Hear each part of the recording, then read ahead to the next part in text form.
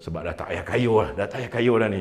Kita ikut, kita peluk tubuh kita perhati je ikan apa yang ada kat situ, kita perhati kawan kita tunggang terbalik, kita ikut je arus tu. Itu seronok tu sebenarnya.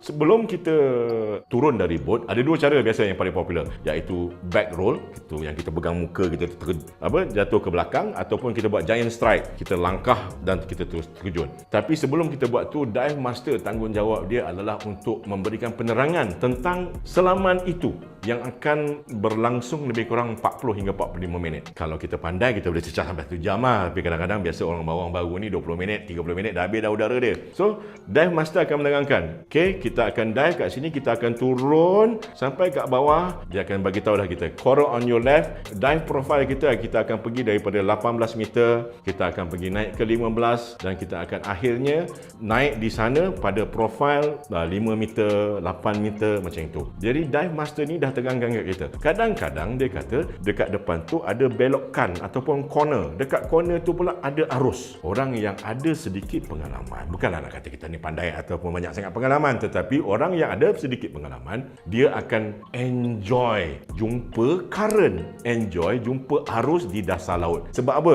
Sebab dah tak payah kayu lah, dah tak payah kayu dah ni. Kita ikut, kita peluk tubuh kita perhati je ikan apa yang ada kat situ, kita perhati kawan kita tunggang terbalik, kita ikut je arus tu. Itu seronok tu sebenarnya.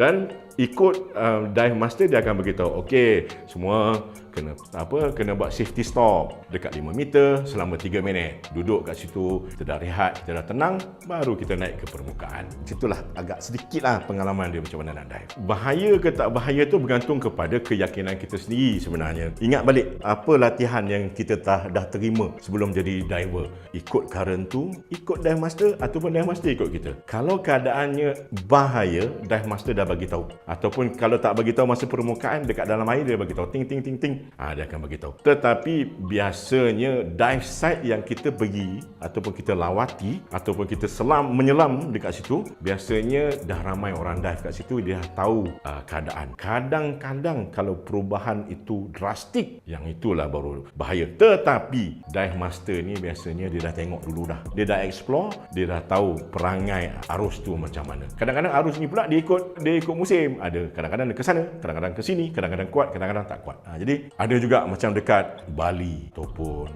kita pergi dive dekat Raja Ampat Indonesia. Di situ lagi besar faktor arusnya. Kalau arusnya banyak, maknanya lebih banyak hidupan laut yang ada di situ yang lebih besar, yang kita tak pernah nampak. Macam contoh di Pulau Tenggol.